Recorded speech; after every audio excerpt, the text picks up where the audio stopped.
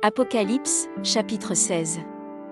Et j'entendis une voix forte qui venait du temple, et qui disait aux 7 anges, « Allez, et versez sur la terre les 7 coupes de la colère de Dieu. » Le premier alla, et il versa sa coupe sur la terre. Et un ulcère malin et douloureux frappa les hommes qui avaient la marque de la bête et qui adoraient son image. Le second versa sa coupe dans la mer. Et elle devint du sang, comme celui d'un mort, et tout être vivant mourut, tout ce qui était dans la mer. Le troisième versa sa coupe dans les fleuves et dans les sources d'eau.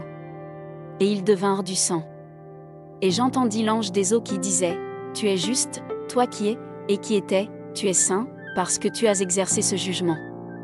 Car ils ont versé le sang des saints et des prophètes, et tu leur as donné du sang à boire, ils en sont dignes. » Et j'entendis l'autel qui disait, « Oui, Seigneur Dieu Tout-Puissant, tes jugements sont véritables et justes. » Le quatrième versa sa coupe sur le soleil.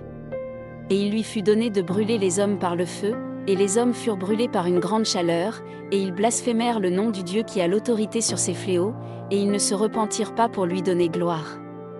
Le cinquième versa sa coupe sur le trône de la bête. Et son royaume fut couvert de ténèbres, et les hommes se mordaient la langue de douleur, et ils blasphémèrent le Dieu du ciel, à cause de leurs douleurs et de leurs ulcères, et ils ne se repentirent pas de leurs œuvres. Le sixième versa sa coupe sur le grand fleuve, l'Euphrate. Et son eau tarit, afin que le chemin des rois venant de l'Orient fût préparé. Et je vis sortir de la bouche du dragon, et de la bouche de la bête, et de la bouche du faux prophète, 3 esprits impurs, semblables à des grenouilles. Car ce sont des esprits de démons, qui font des prodiges, et qui vont vers les rois de toute la terre, afin de les rassembler pour le combat du grand jour du Dieu Tout-Puissant. Voici, je viens comme un voleur.